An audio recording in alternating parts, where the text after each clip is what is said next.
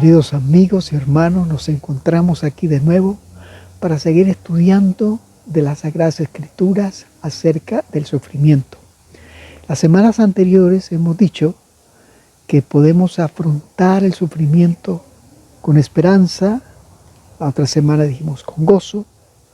La última semana hablamos acerca de afrontar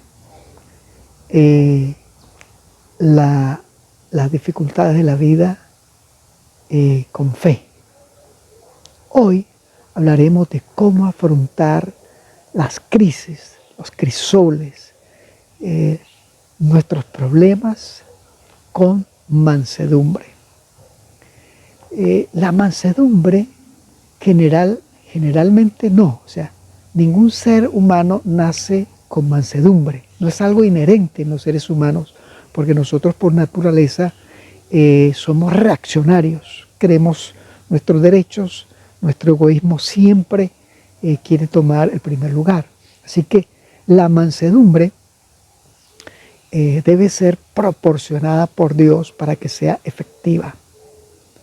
¿Sí?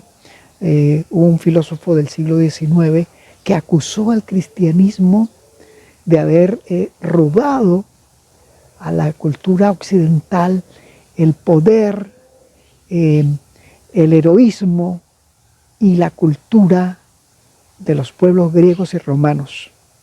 Dice que esa mansedumbre del cristianismo hizo que la gente doblara el cuello, se hiciera sumiso a los demás. Bueno, ese no es un concepto que la Biblia nos lo diga. La mansedumbre en la Biblia es muy distinta, porque la mansedumbre no es un símbolo de debilidad y miedo, sino que es fruto del amor. Y el ejemplo es Jesús. Jesús, siendo el soberano del universo, se quitó su corona, entregó el cetro, o sea, el Dios Todopoderoso, y descendió mansamente a la tierra para vivir, para darnos ejemplo, para morir, para pagar por nuestras deudas, por nuestros pecados y pagar la muerte eterna. Esa es la mansedumbre de la Biblia. Y esa es la mansedumbre que Dios quiere regalarle al cristiano. Vamos a ver 5 ejemplos de cómo la Biblia habla de la mansedumbre en medio del dolor. El primer ejemplo será Ezequiel, luego entremos con Moisés, luego con el Señor Jesús, luego con el apóstol Pedro y por último el rey David. Vamos con el primero, Ezequiel. Ezequiel vivió en el tiempo cuando Babilonia invadió a Jerusalén. Recuerda que el rey Nabucodonosor hizo 3 incursiones a Jerusalén. La segunda incursión la hizo en el año 598 y un año después se llevó una gran cantidad de gente cautivos de Jerusalén a Babilonia, y entre esos que se llevó al profeta Ezequiel. Mire, Judá va allá por ser un pueblo desobediente, pero aún así Dios le envía un profeta para consolarlo.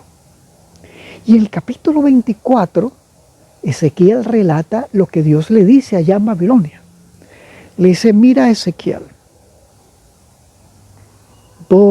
mañana, dice, tu esposa va a morir y no la llores.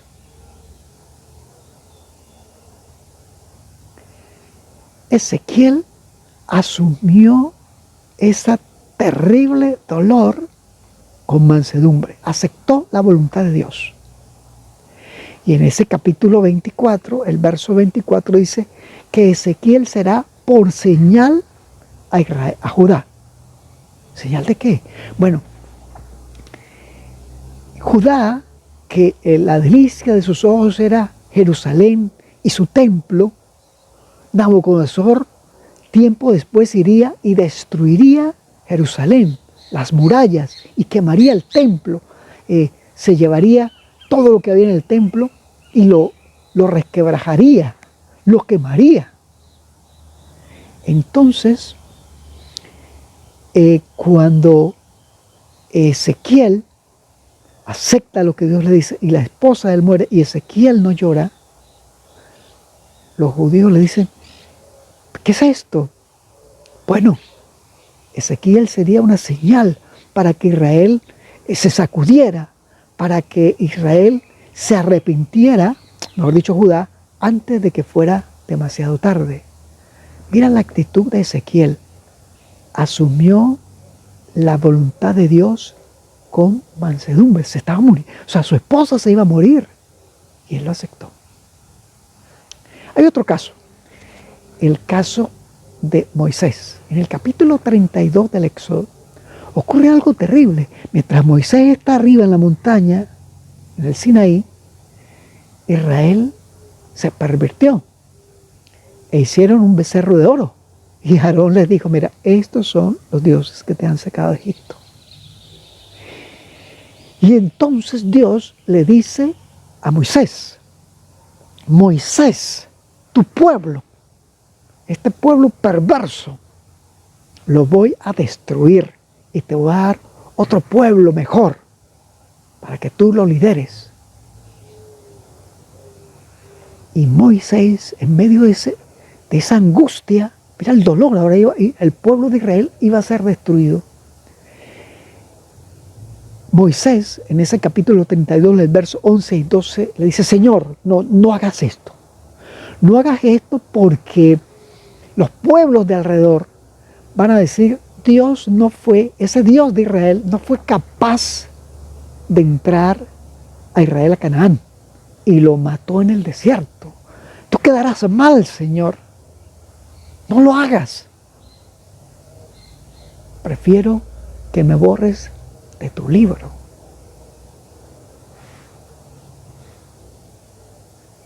Esta actitud de intercesión de Moisés, de pedir para un pueblo perverso gracia compasiva, es una muestra de la mansedumbre de alguien que ama al pueblo de Dios.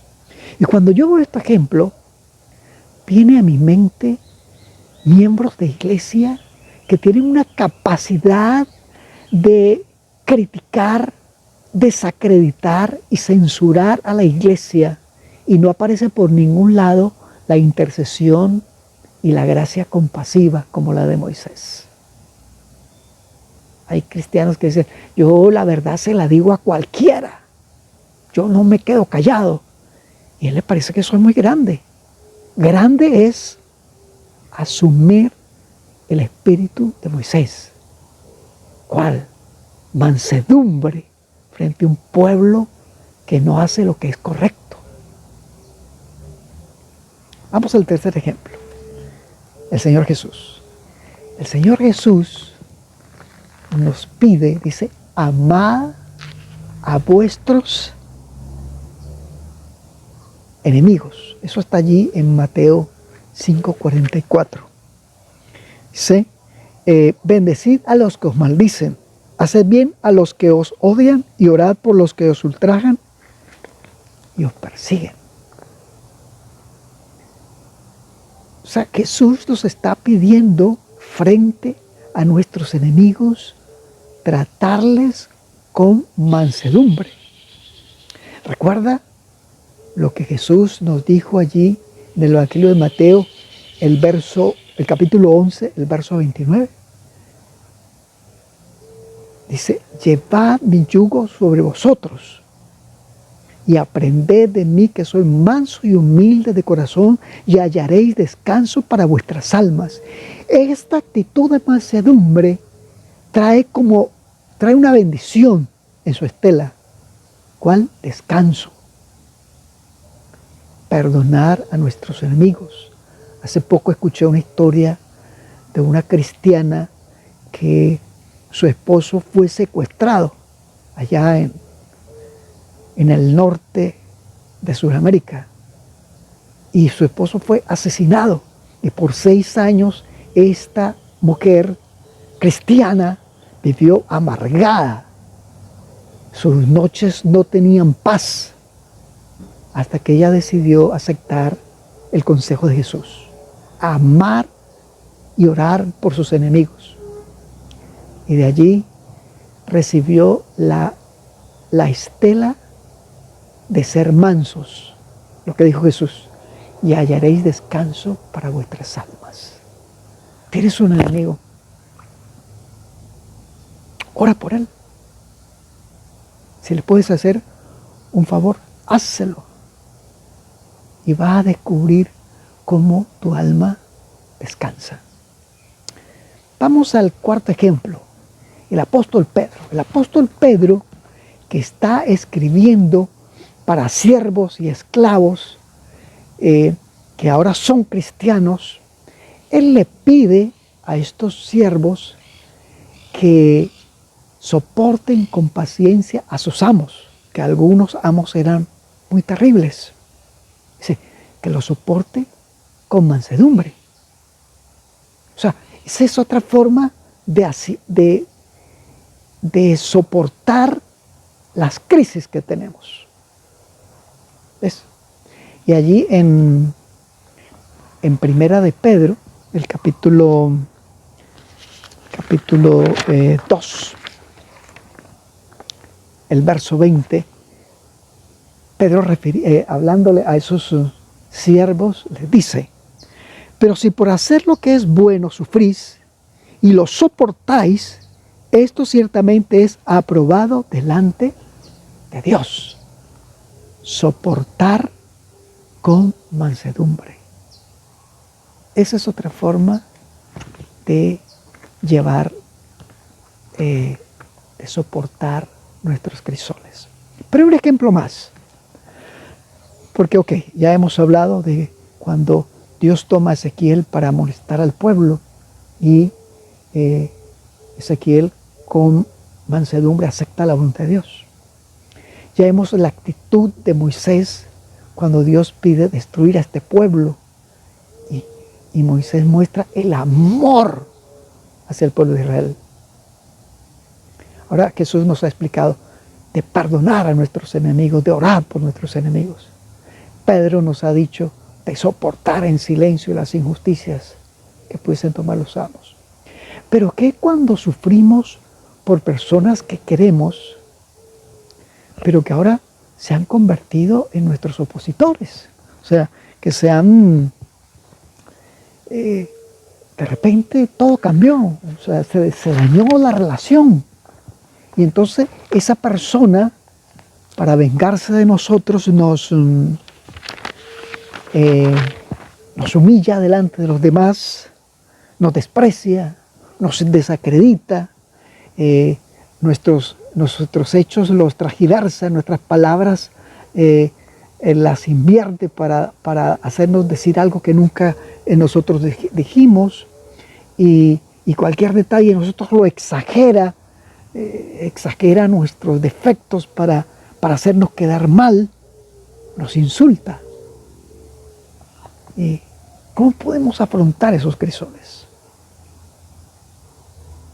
Bueno, el rey David, en el Salmo 62, ese salmo, algunos dicen que fue escrito por la rebeldía de su hijo Absalón, que le dio un golpe de estado a su padre, y también te recuerda al rey Saúl que perseguía a David.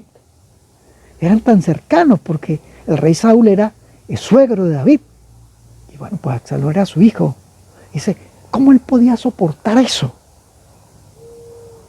Y él nos da el secreto allí en ese Salmo 62, en los versos 5 y 6. Mira el secreto para nosotros soportar